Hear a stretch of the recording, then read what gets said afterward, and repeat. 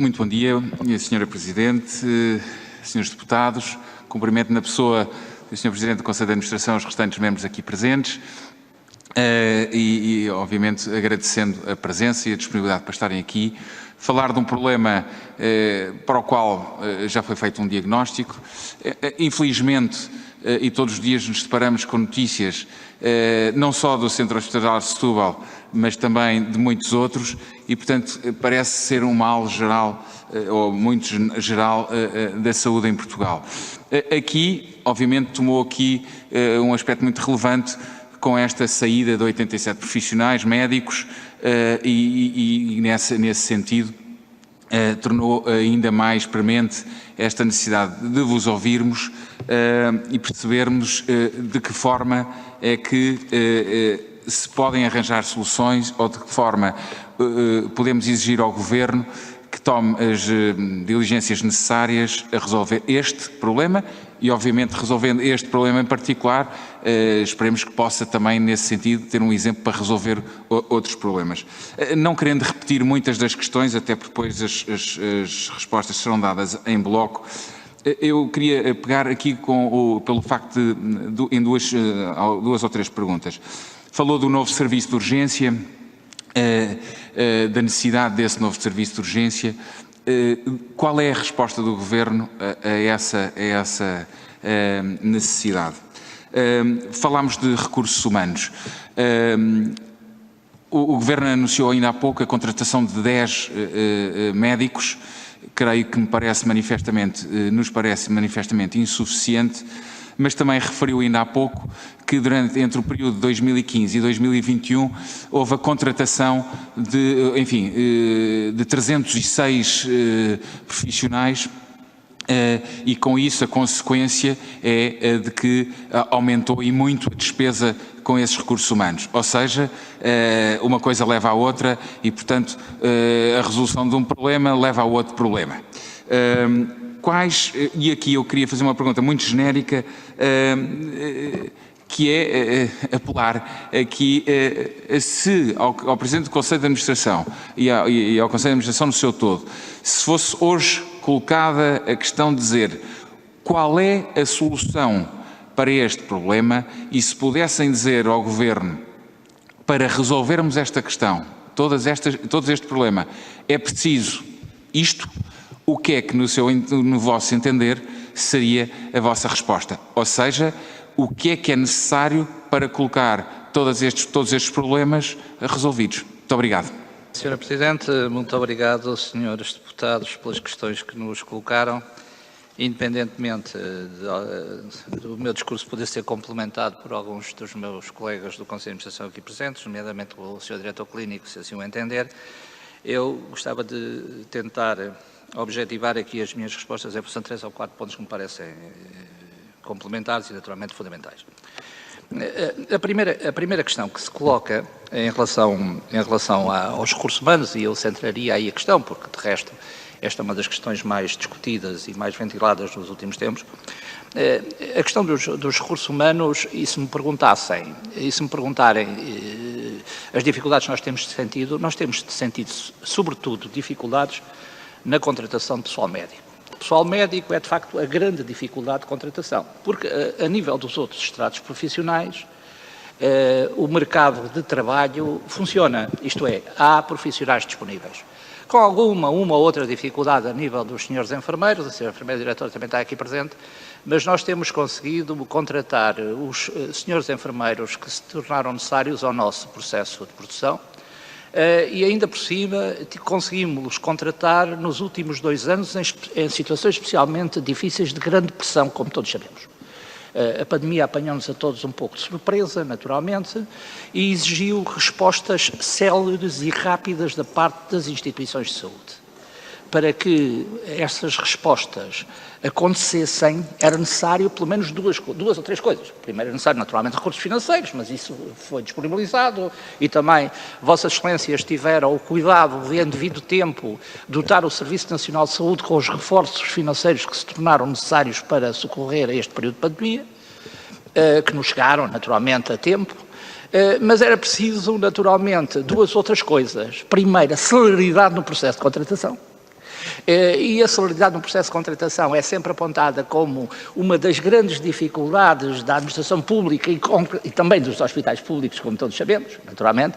Há um nível maior do que todos nós, gestores, gostaríamos seguramente, de estruturas que temos que consultar até obter as autorizações para a contratação dos nossos profissionais.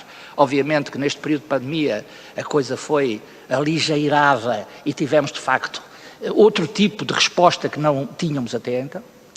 E depois é preciso outra coisa. É preciso que o mercado funcione. Isto é preciso que existam profissionais no mercado em número suficiente para nós os podermos contratar. Ora, o que aconteceu nos últimos 2 anos, sobretudo durante o período de pandemia, que exigia que tudo isto acontecesse e, sobretudo, exigia que no mercado de trabalho houvesse profissionais disponíveis. Só que, como Vossas Excelências sabeis, a nível dos enfermeiros ainda conseguimos essas contratações, com alguma dificuldade, mas conseguimos. A nível dos assistentes operacionais também, mas a nível do pessoal médico não conseguimos. Ponto final, parágrafo. E Vossas Excelências provavelmente saberão tão bem quanto eu porque é que não conseguimos essas contratações. Já não estou a falar dos SE, já não estou a falar dos engenheiros, que eventualmente a gente decide para o processo produtivo, porque aí o mercado funciona, naturalmente. Bom, não funciona a nível do pessoal médico e não funciona a nível do pessoal médico por alguns motivos. Eu posso, eventualmente, apontar aqui 1 ou 2, enquanto gestor, digamos, do Centro Hospitalar de Setúbal. Aliás, isso responde a uma das outras questões que me colocaram aqui, que é quantos profissionais é que seriam necessários acrescentar ao processo produtivo do hospital, nomeadamente médicos, para não haver constrangimentos.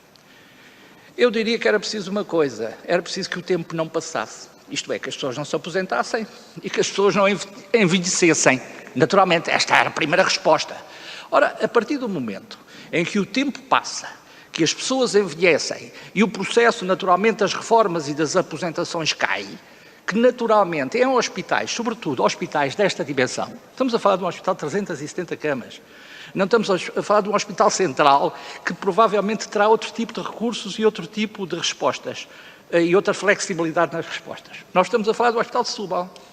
A maioria das especialidades do Hospital de Setúbal funciona com 2 ou 3 médicos no seu quadro de pessoal. Basta que um deles se aposente ou adoeça para causar grande instabilidade no processo produtivo, como deverão calcular, naturalmente. E, sobretudo, basta que o mercado não responda às solicitações, isto é, que nós não consigamos contratar as pessoas, e as dificuldades que temos em contratação são conhecidas por vós, naturalmente. Porquê? Porque os vencimentos estão tabelados, e bem, seguramente na função pública, porque provavelmente aquilo que nós podemos oferecer aos nossos profissionais não é o mesmo que outros estabelecimentos de saúde com outro tipo de instrumentos de contratação podem oferecer. Independentemente de nós, mesmo com o quadro legal vigente e com as regras que são bem apertadas da função pública, nós, todos os dias, tentarmos arranjar soluções para motivar as pessoas e para acrescentar mais produção ao processo produtivo.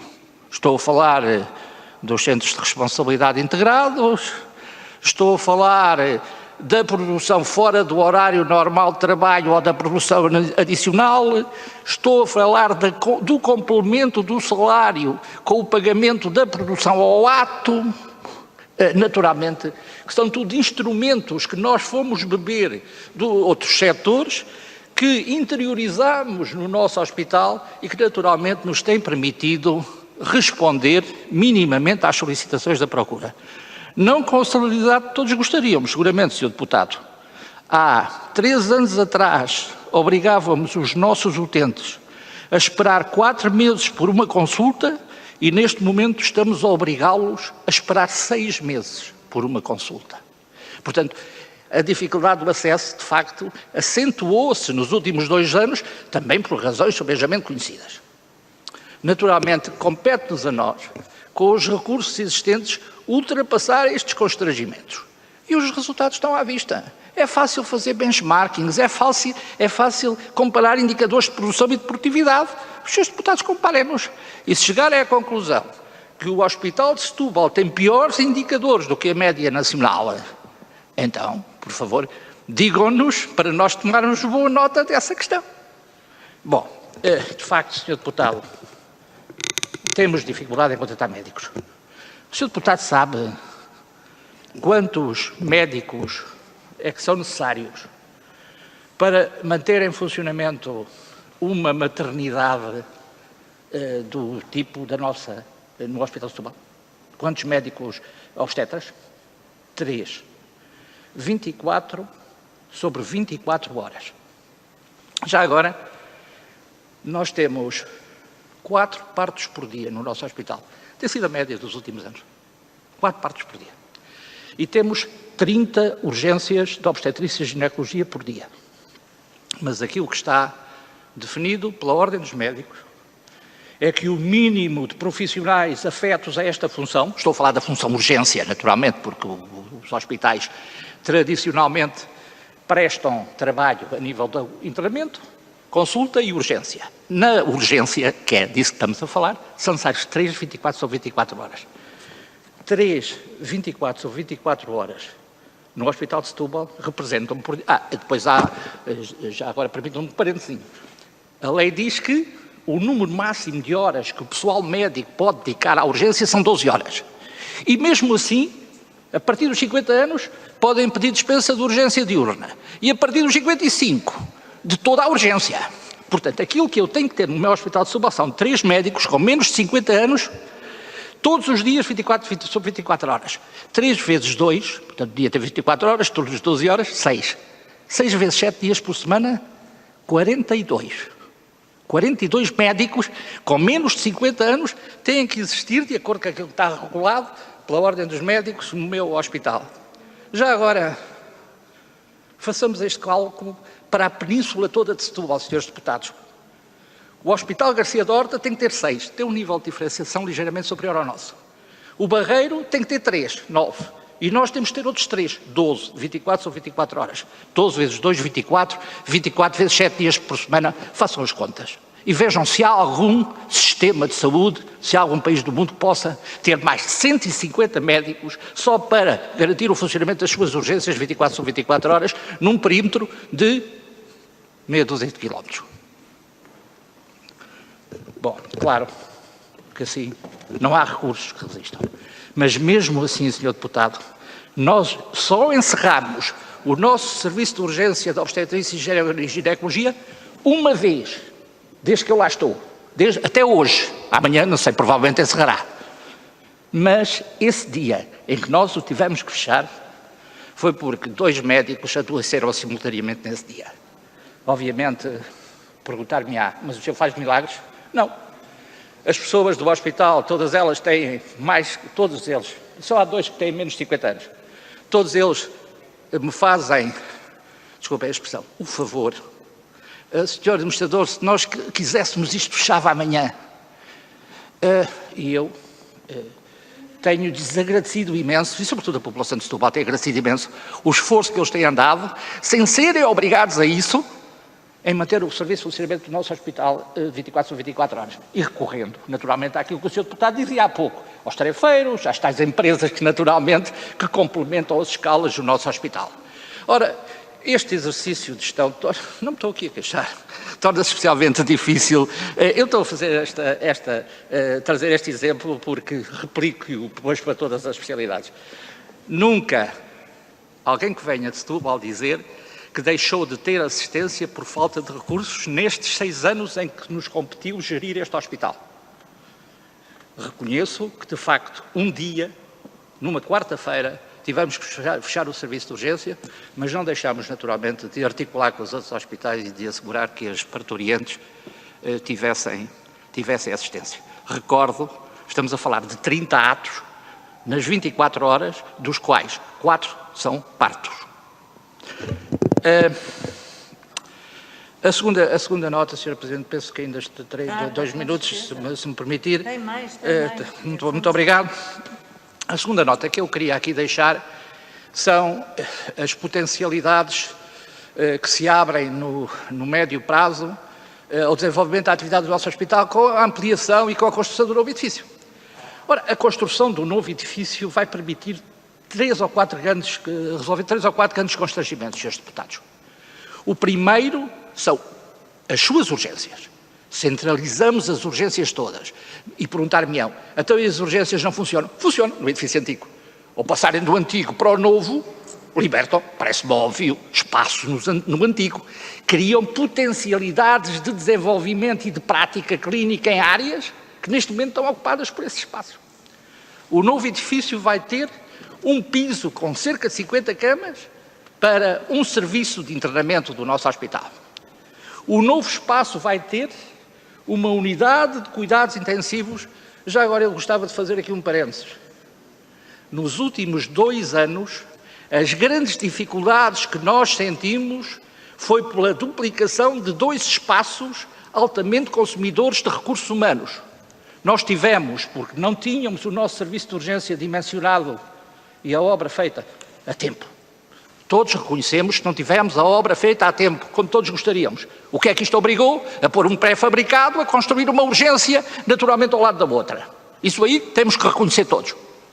Porque não a tivemos a tempo, tivemos que duplicar urgências. A urgência é um dos locais mais consumidores de recursos humanos dos nossos hospitais. E tivemos que duplicar uma outra área, a dos cuidados intensivos. O nosso hospital tem uma unidade de cuidados intensivos apenas com 7 camas. É impossível lá colocar, sem isolamento, impossível lá colocar doentes de Covid. Tivemos que duplicar a nossa unidade de cuidados intensivos. E estas 2 coisas juntas só foram possíveis graças à abnegação dos nossos profissionais e também à ajuda que tivemos, naturalmente, do Ministério da Saúde e de todos vós, para ter os recursos necessários a essa mesma implementação e a essa mesma expansão. Mas dizia que este novo edifício, para além dos cuidados intensivos, tem uma unidade de cuidados especiais neonatais, tem uma ampliação, como não podíamos deixar de ter, do bloco operatório, e nele se situará toda a área da obstetrícia e ginecologia e da pediatria, da mulher e da criança do nosso hospital, libertando os espaços do outro hospital, naturalmente para outras técnicas e para a ampliação da nossa atividade. Os estudos estão feitos e não foram feitos por mim, foram feitos por pessoas da especialidade e de grande credibilidade. Se os quiserem pôr em causa, podem pô-los, eu só acredito se me apresentarem alternativas diferentes, credíveis, àquela que naturalmente nós desenhamos e delineamos. Se as houver, eu sou o primeiro a reconhecer as minhas responsabilidades, Sr. Deputado. Muito obrigado.